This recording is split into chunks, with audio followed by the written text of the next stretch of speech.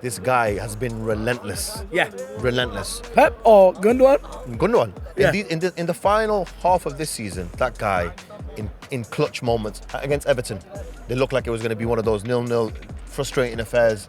The touch off his thigh, the spin, the goal he scored, just killed Everton. Killed the league that game.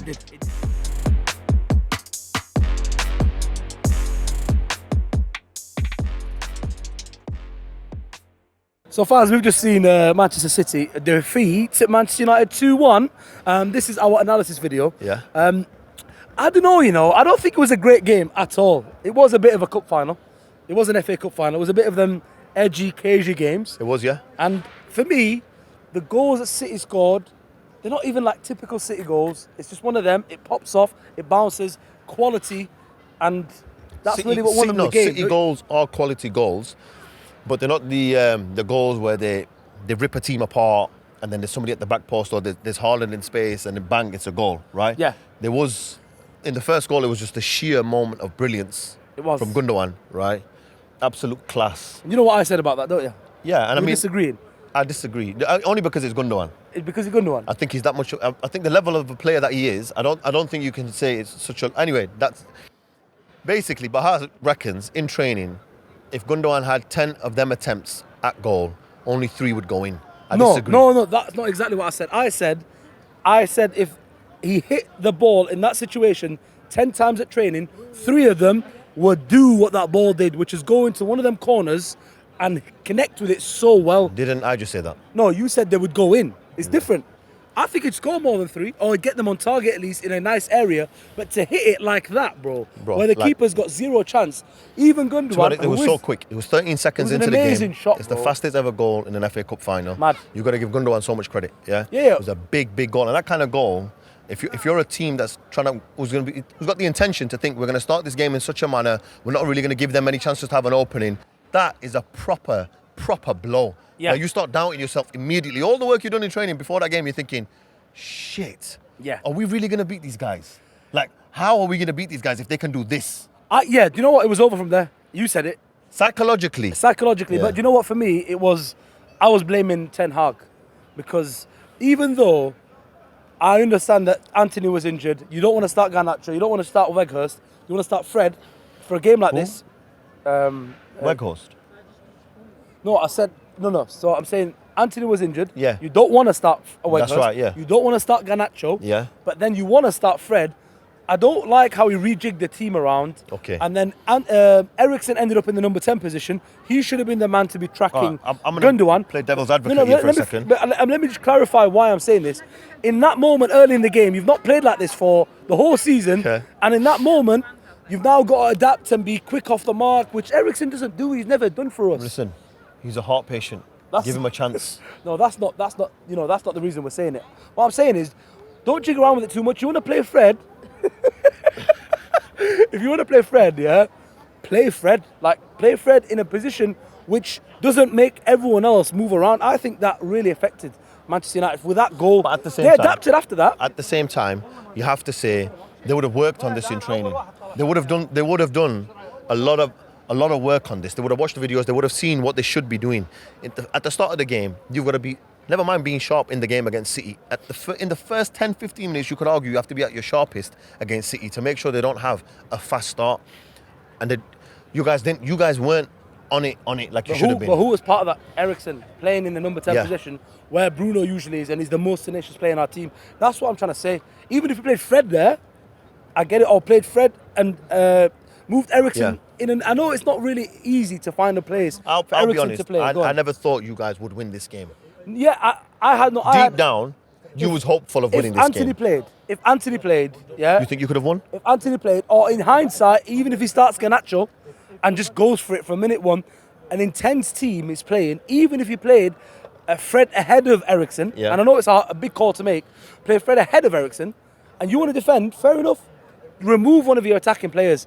Eriksen is an amazing player. Has changed Manchester United. One of the main reasons Manchester United have changed this season. I do agree with that entirely. But he wanted Fred in there for that tenacious off the ball work. Fair enough. Let's do that. That's what we should be doing. Okay. But don't play Eriksen in a position which he's not used to, where Bruno, it leads our pressure, man. Every game. He does. That's I agree. him, man. But you know what? you have to argue. It's not just on him though. The other It's not on players him. have to step up. Yeah. It's a final. It's not just on Eriksen. Yeah, it's not just on Eriksen. The other players had to step up. But in that moment, it You was could an argue the early whole mistake. team didn't really start the same. Okay, let me tell you this. It's an early mistake made because for 63 games of the season, you didn't play like that.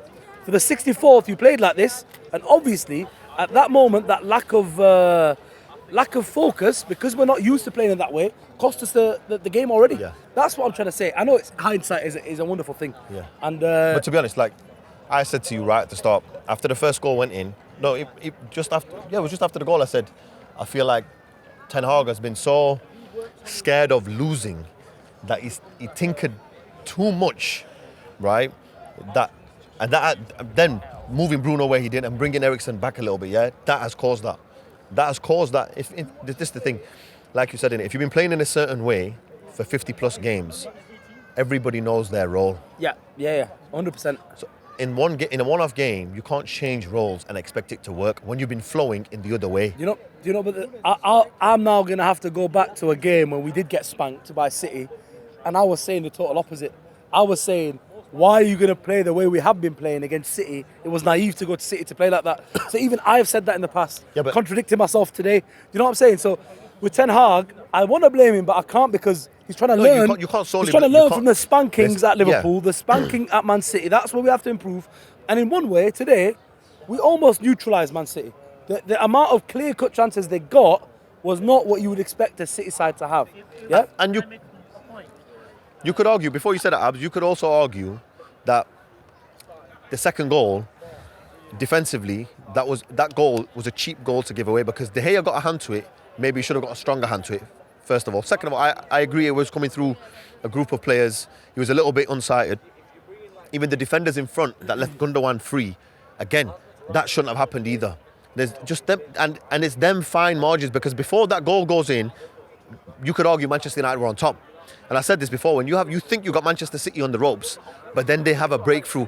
The mistake from Fred, the foul on De Bruyne, the free kick from there leads to the goal because it was in such a good position for Manchester City. You can't make them mistakes again. You have to be near damn perfect to beat these guys. What were you going to say, Abs?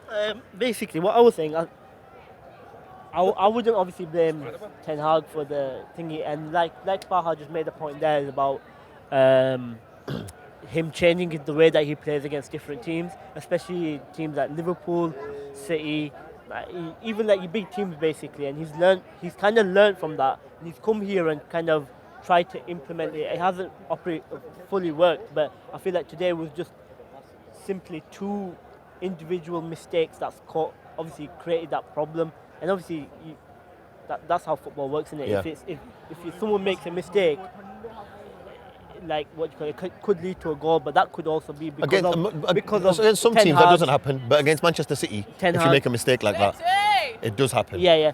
Ten Hag maybe his whatever he tried to do didn't fully work out today, but I feel like it did kind of work today. Maybe if he had done that during the season against Liverpool, they had more, and be a bit more cagey in them games. Yeah.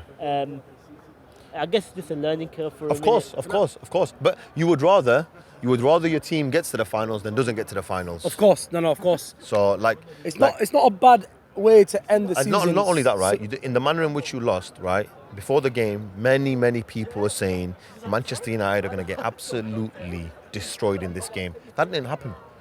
In fact, Man City looked a little bit uncomfortable. Many occasions in the game, they looked a bit unsure. They looked a bit nervous. They almost made a few mistakes as well. It was a cagey game. Again, because it's a derby, and they already know Manchester United have beaten them once this season.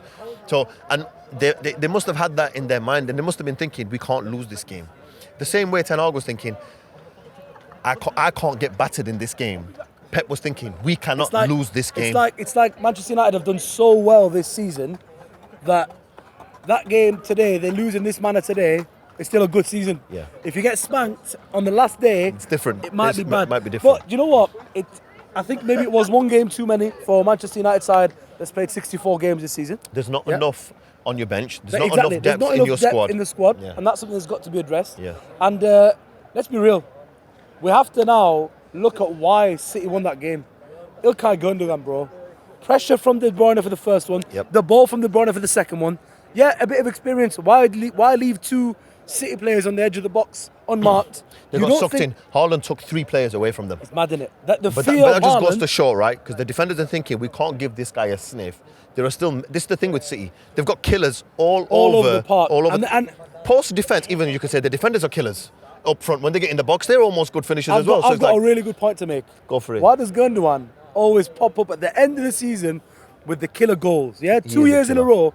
And this is why. Because City will taunt teams with their star power. De Bruyne and Sterling last year, Grealish last year, Forget Foden about last him. year. All those players, Mahrez's, right? But then, towards the end of the season, you think, these guys have been battering teams with those players. Let me mark this guy out the game, mark this guy out the game, mark this guy. And then he walks. Yes, the urban ballers, bro. The urban ballers. Yo, and then what happens? Yo, Gundogan pops up at the edge of the box. Yeah. Yo, finishing. It's the biggest goal this season again. KDB has been their best player, Yep. definitely, alongside Haaland probably. But the most decisive player, the one who's won them those trophies, the 2 trophies, has been Gundogan. Again, last year, Yep. Gundogan won Yep. it. And you know what? When Rodri scored that goal last year against Aston Villa in the final day, again, it's you've neutralised all of their threat. You think you have. We haven't. And then their deeper players come in and play a And- role. And you know, and- you got to rate Gundogan, man. You got to rate him. He's the Come star on. of the show. Come on. He's the one to credit. We can blame Ten Hag, blame this player You for just have Man to U, blame that. appreciate the quality. Let's appreciate Gundogan, innit? You have to appreciate the That's quality. amazing, man. Yeah. You have to rate it. appreciate the quality because, right, this guy has been relentless. Yeah. Relentless. Pep or Gundogan? Gundogan. Yeah. In the final half of this season, that guy, in clutch moments against Everton, they looked like it was going to be one of those 0-0 frustrating affairs. The touch off his thigh, the spin, the goal he scored, just killed Everton. Killed the league that game. It did. Killed the league Arsenal. that game. Yeah, it killed Arsenal because they thought, yo, how are we going to win the We league can't now? compete You with can't this. compete with this. And so let's move on then.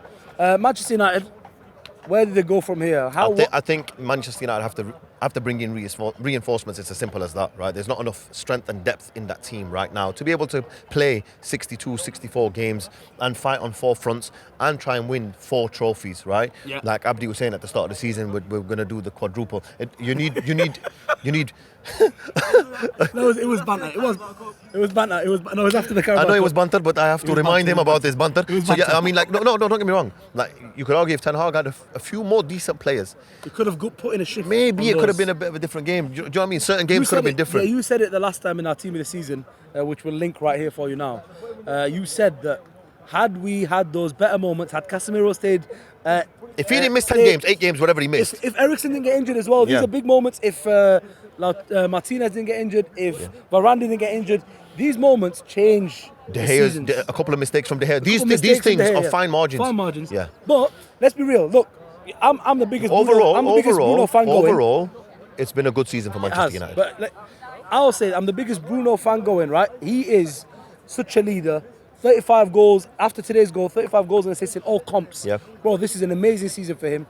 On the ball, off the ball, amazing. Casemiro, world class as well. In his position, even highly regarded across the world. But really, truly, you look at Rashford, if he emulates his form again, he's world class. If he doesn't, he's not really there. Nobody else. We've got 2 players, yeah? We've got 2 world class players. Maybe Varane on his day. Martinez is maybe good. De Gea on his day. but Martinez is good. Martinez not world class Not yet. yet. Not That's yet. what I'm saying. But, no, but even Rashford. But he could not be. yet. Yeah, That's he what we're could be. saying. So what? Even Eriksen, top player by the way.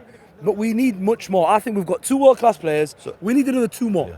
We need another 2 more to actually compete and then strengthen up where McTominay is lacking, where Fred is lacking, where Maguire obviously is lacking, where De Gea needs a bit of competition. You're where offering, Anthony you're even offering is lacking. Maguire 10 million to leave this summer.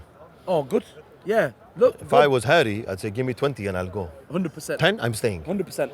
Obviously, with Manchester City, they could do the treble. But we're going to discuss that in another video. But for now, remember, if you're new, please subscribe and don't be a bell. Click the notification bell.